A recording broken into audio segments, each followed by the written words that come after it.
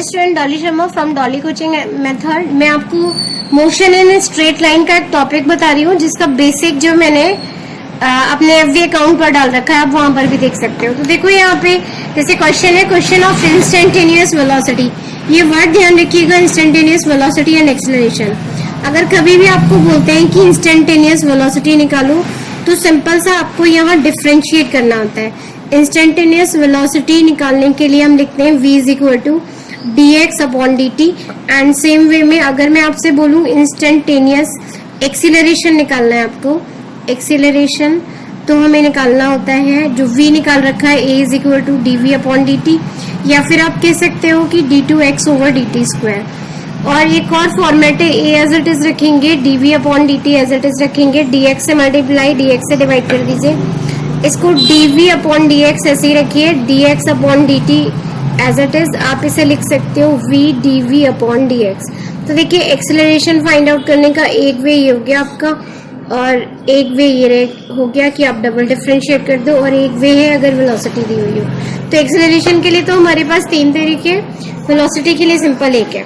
अब यहाँ क्वेश्चन में आइए, क्वेश्चन में देखिए लिखा है the equation under root x is equal to t plus 9 gives the variation of displacement with time, show that acceleration of the particle is constant. तो सिंपल देखो, हमें फाइंड आउट करना है एक्सेलरेशन और गिवन है आपको डिस्टेंस। तो सबसे पहले जो इक्वेशन दे रखी है उसको लिख रही हूँ, root x is equal to t plus 9।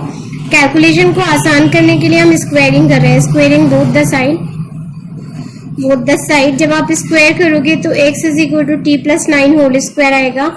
Simple a plus B whole square open कर रहे हैं, तो यहाँ पर हो जाएगा 2a इंटू बी। आप इसे लिख सकते हो t square plus 81 plus 18t। ये x आ गया, इसको डिफ्रेंशिएट कर रहे हैं with respect to t। t के रिस्पेक्ट में करेंगे तो dx upon dt is equal to आ जाएगा 2t, 81 का 0, यहाँ पर 18 और t का 1। नेक्स्ट स्टेप में हम इसे अगेन डिफरेंशिएट कर रहे हैं, again differentiate with respect to t। तो finally d2x over dt square आएगा, और आप इसे लिख सकते हैं 2 को आप लिख सकते हो कांस्टेंट। तो देखो यहाँ पर मैंने अभी आपको एक फॉर्मूला बताया है कि acceleration is equal to d2x over dt square होता है, और एक्सेलरेशन की वैल्यू हमारी कितनी आई है 2 मीटर पर सेकेंड स्क्वायर लिख सकते हैं। तो यहाँ से आपको पता चल रहा है कि एक्सीलरेशन में टाइम का कोई भी फैक्टर इन्वॉल्व नहीं है, तो आप लिख सकते हो hence acceleration is constant, acceleration is constant. इसी का सेकंड क्वेश्चन देखिए, next question.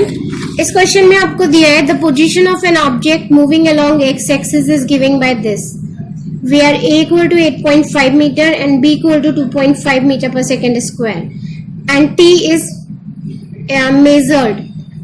measured in second। Time को हमने सेकेंड में मेजर कर रखा है। What is the velocity at t equal to 0 and t equal to 2 second. Next में निकालना है what is the average velocity between t equal to 2 second and t equal to 4 second. फिर से देख लीजिए, the position of an object moving along x axis is given by this. आपको position दे रखी है ऑब्जेक्ट की, x is equal to a plus b t square, and you have to find velocity. तो सिंपल इसको differentiate कर रही हूँ with respect to x, sorry with respect to t। तो dx अपॉन dt आप निकालोगे, कांस्टेंट का 0 होगा, b एज इट इज, और t स्क्वायर का आप लिखोगे 2t। क्योंकि मैंने जो आपको जनरल बेसिक बताया था उसमें बताया था अगर कोई पावर हो तो उस पावर को लिखते हैं, उस पावर में से 1 लेस करते हैं। तो यहाँ से देखिए आपके पास आ गया 2bt and this is your velocity। Question में गिवन है आपको b की वैल्यू 2.5 और t की वैल्यू एक बार 0 है और एक बार 2 है। तो हम पहले फाइंड आउट कर रहे हैं at t equal to 2 second, और a आपको गिवन है 8.5 metre and b is your 2.5 metre per second square. तो सिंपल देखिए, वेलोसिटी इज इक्वल टू आप लिख दोगे 2 इंटू 2.5, और t के प्लेस में आपको 2 लगाना है, तो यहाँ पर हो जाएगा 4 into 2.5 that is 10 metre per second. तो ये वेलोसिटी आ जाएगी at t equal to 2 second. Second part पे आपसे पूछा हुआ है एवरेज वेलोसिटी। तो देखिए एवरेज वेलोसिटी का कॉन्सेप्ट होता है डिस्प्लेसमेंट अपॉन टाइम इंटरवल, तो देखिए हमारे पास दो वैल्यूज है, एक t इक्वल टू 2 सेकेंड है, तो t इक्वल टू 2 सेकेंड पे जब वैल्यू लगाएंगे तो a प्लस बी, और t की जगह आप लगाओगे 2 का स्क्वायर यानी a प्लस 4b आएगा, इसे आप x1 लिख दो, और t is equal to 4 second पे जब आप निकालोगे तो x2 इज इक्वल टू आ जाएगा a b 4 स्क्वायर यानी आप लिख सकते हो a प्लस 16b। यहाँ से आप x2 minus x1 find out करोगे तो a प्लस 16b में से माइनस करेंगे आप a plus 4b, finally you have got 12b, और 12 एज इट इज रखिए, b की वैल्यू आपको दी हुई है 2.5, डेसिमल हटाएंगे यहाँ 10 हो जाएगा, 5 से कैंसिल कर दीजिए यहाँ 5 और यहाँ 2 से कैंसिल करेंगे 6 यानी यू हैव गॉट 30 मीटर। और t2 माइनस t1 अगर आप करोगे तो टाइम पहले 4 है बाद में 2 यानी कि 2 सेकेंड, तो आप एवरेज वेलोसिटी लिख सकते हो, average velocity is equal to 30/2 that is 15 metre per second. Next question देखिए, इस क्वेश्चन में लिखा है particle moving along a straight line has a velocity v meter per second when it is cleared a distance of x meter, these two are connected by the relation, find the acceleration and curve when velocity is 1 metre per second square. तो simple सा देखिए, आपके v equal to दे रखा है 49 plus x, squaring कर दे रहे हैं, v square is equal to हो जाएगा 49 प्लस एक्स, यहाँ पर आप लिख सकते हो squaring both the side. Calculation को आसान करने के लिए स्क्वेयरिंग की जाती है क्योंकि रूट में निकालना टफ होता है।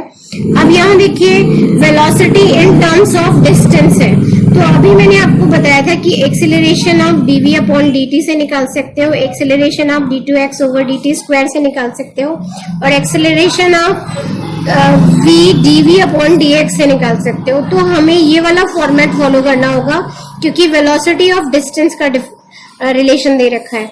तो सिंपल सा देखिए, v square is equal to 49 plus x है, इसको आप डिफरेंशिएट कर रहे हो विद रिस्पेक्ट टू x, तो देखिए आप लिखेंगे 2v dv अपॉन dx, 49 का 0 होगा, x का 1 यानी finally you have got dv upon dx is equal to 1/2, और ये वाला पूरा टर्म आपका एक्सेलरेशन हो जाएगा यानी एक्सेलरेशन इज इक्वल टू आ जाएगा v dv upon dx that is 1/2 और यूनिट हो जाएगी मीटर पर सेकेंड स्क्वायर। तो इस केस में आपको एक्सेलरेशन फाइंड आउट करना था, even what is velocity there is no difference क्योंकि हमें इसकी कैलकुलेशन की जरूरत ही नहीं है। इसी में एक छोटा सा पॉइंट जो मैं आपको और एक्सप्लेन कर रही हूँ वो ये है, स्टूडेंट को देखो स्लोप को लेके बहुत ज्यादा कंफ्यूजन होता है। तो सिंपल अगर एक्स और वाई एक्सेस ले रहे हैं, स्लोप जो कॉन्सेप्ट है वो 2D का है, तो जब हम स्लोप की बात करते हैं तो स्लोप का लिटरली मीनिंग होता है इंक्लिनेशन, यानी कि थीटा की बात करूं तो theta is the angle made with x axis, made with positive direction of x axis, positive direction of x axis. तो अगर मैं आपसे बोलूं कि इसका स्लोप निकालो तो सिंपल आप क्या करोगे, tan थीटा लिख दोगे, या फिर हम यहां से एक परपेंडिकुलर ड्रॉप करेंगे और इसे लिख देंगे y ओवर x, राइट। अब यहाँ देखिए, अब फिजिकल क्वांटिटीज में बात करें, अगर हम यहाँ स्लोप निकालते हैं तो स्लोप निकालते समय ऊपर आप लिखेंगे डिस्प्लेसमेंट और नीचे अपॉन में आप क्या लिखोगे, टाइम। तो slope of displacement upon time को आप क्या कहते हो, वेलोसिटी। तो जो चीज आप लर्न करते हो कि अगर मैं आपसे बोलूं कि slope of distance time graph, distance time graph, तो आप डायरेक्ट बोलोगे क्या है, वेलोसिटी। ऐसे अगर वेलोसिटी और टाइम का स्लोप निकालूं तो आप स्लोप निकालोगे तो सिंपल ऊपर क्या लिखोगे, change in velocity, velocity upon time interval, velocity upon time interval, और ये वाली चीज आपकी क्या हो जाएगी, interval, that is called acceleration. Acceleration एक छोटी सी चीज यहाँ बता रही हूँ, जैसे मान लीजिए यहाँ स्लोप निकाल रही हूँ तो स्लोप निकालते समय आप ऊपर क्या लिखोगे, प्रेशर, और नीचे लिखोगे वॉल्यूम। तो इस फिजिकल क्वांटिटी को अगर हम नाम नहीं दे सकते हैं तो इसका डायमेंशनल फॉर्मूला से आप निकाल सकते हो। जैसे प्रेशर आप निकालते हो ml-1 t-2 होता है, वॉल्यूम होता है l3। अगर मैं इसे सॉल्व करूं तो हमारे पास ml-4 t-2 आएगा। तो जो चीज हमें इस फॉर्मूले को फॉलो कर रही होगी उसको लिख देंगे। नेक्स्ट वीडियो में मैं आपको इन ग्राफ के एरिया के बारे में बताऊंगी कि ये इन ग्राफ के एरिया क्या रिप्रेजेंट करते हैं। तो वॉच आउट दीज वीडियोस, और नेक्स्ट का भी जरूर वॉच कीजिएगा, पूरा वीडियो वॉच कीजिएगा, इससे आपको बहुत ज्यादा हेल्प मिलेगी। थैंक यू, शुक्रिया, जय हिंद।